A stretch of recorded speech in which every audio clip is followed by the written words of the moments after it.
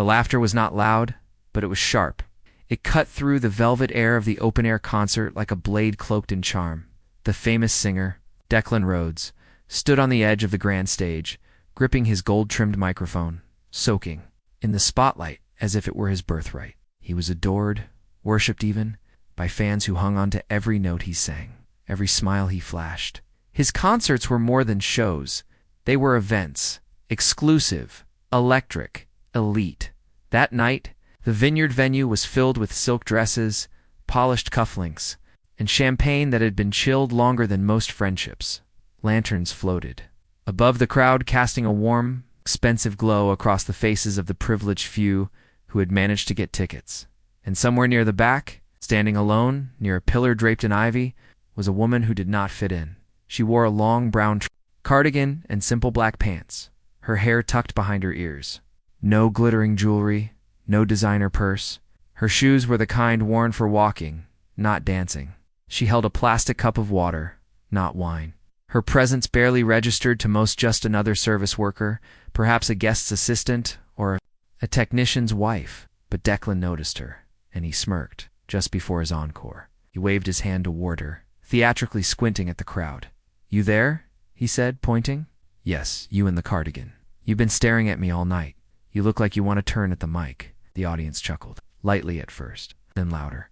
The woman's face flushed with color. She looked behind her, then down at her. Cup, unsure whether he was serious. Declan was already grinning. "Come on," he said with a laugh. "How bad could it be?" It was a joke, a setup. One last laugh before he closed the show with his platinum hit. Everyone expected her to wave it off or blush and retreat. That was the role she was supposed to play, the awkward moment, the humble decline, forgettable face. But something shifted in her eyes. She set her cup down and began walking toward the stage. The crowd parted like water as she walked down the center aisle. Conversations dimmed, laughter faltered, and Declan's smile, once wide with playful arrogance, twitched ever so slightly. He had not expected her to accept security. Glanced at one another, uncertain whether to intervene, but Declan raised a hand to wave them off. "Let her up," he said with amused confidence. "Let's give her a moment in the sun." She climbed the few steps to the stage slowly, deliberately. Her eyes stayed low, avoiding the crowd. A few guests leaned over to whisper into each other's ears. Someone snorted. Another stifled a giggle. Declan turned to her as she reached the center. "Name?" "Anna," she replied, her voice soft but steady.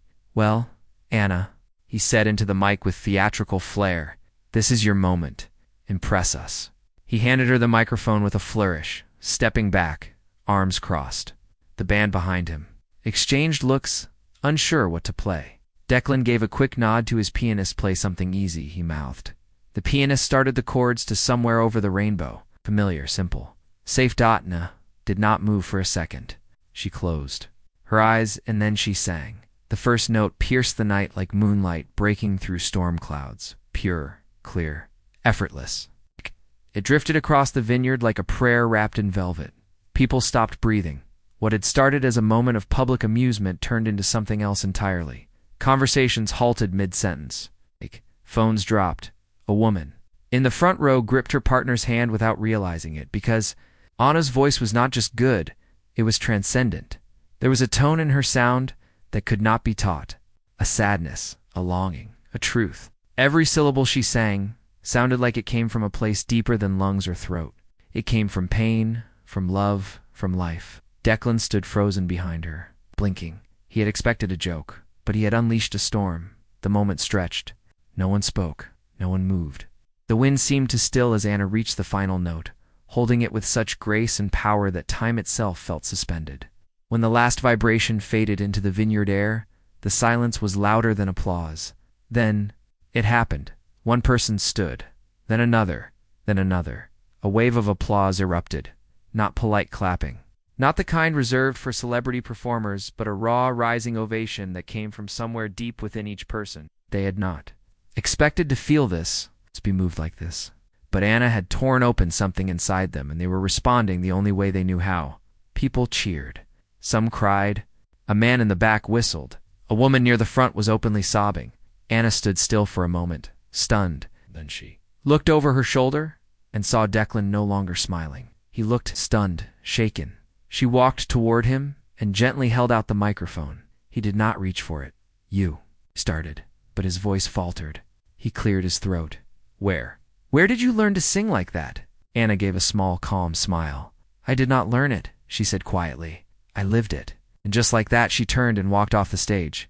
A cameraman caught the whole moment. In fact, nearly 2 dozen guests had captured pieces of it on their phones. Within minutes, it was already being shared. People forgot the wine, forgot the food, forgot the celebrity whose name had drawn them here.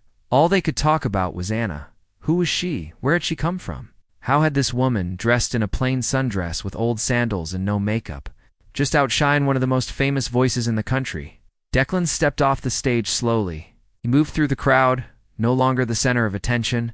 For the first time in years, he had been silenced not by shame, but by truth. And the truth was, the most powerful voice that night did not come from fame or fortune.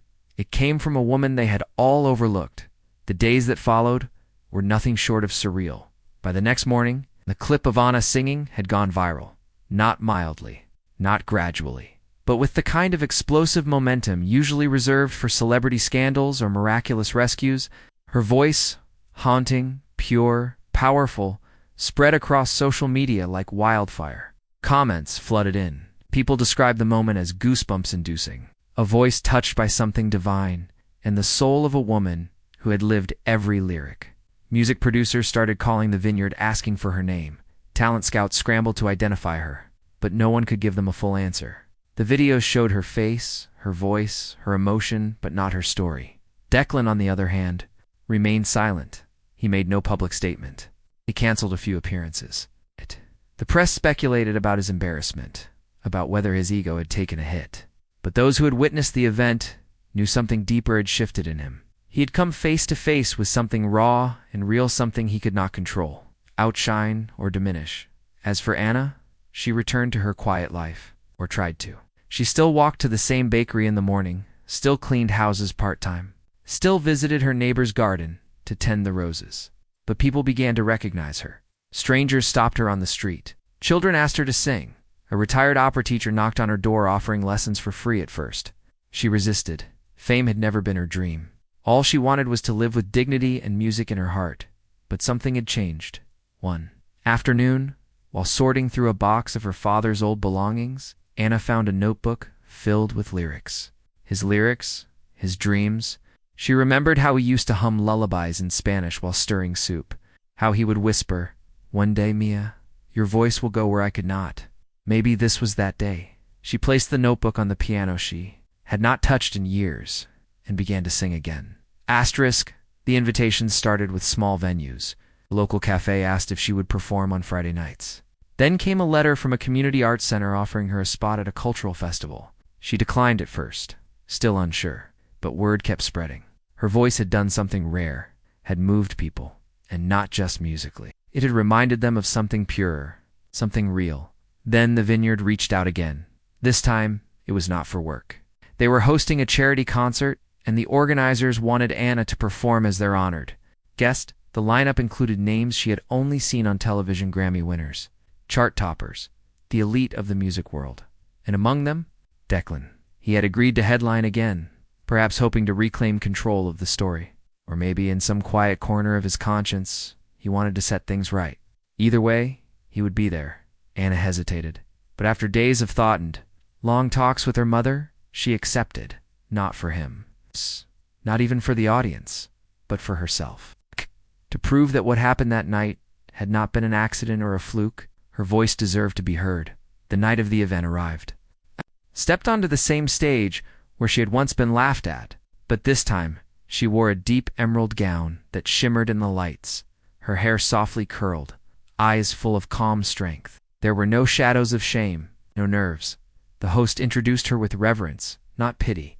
"Ladies and gentlemen," he said, "please welcome the voice that reminded us all what true music sounds like, Anna Morales." She walked to the microphone, and silence blanketed the vineyard.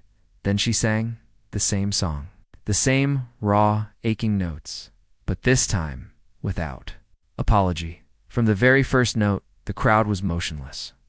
Gone was the surprise from the first night, replaced now with deep reverence. Her voice filled the vineyard with a kind of stillness that only truth can summon. She sang with both fire and gentleness, like someone who had known hardship, but had never let it define her. And somewhere in the audience, Declan sat still, staring at her as if he were seeing her for the first time. There was no laughter in his eyes now, just something quieter, shame maybe, raw.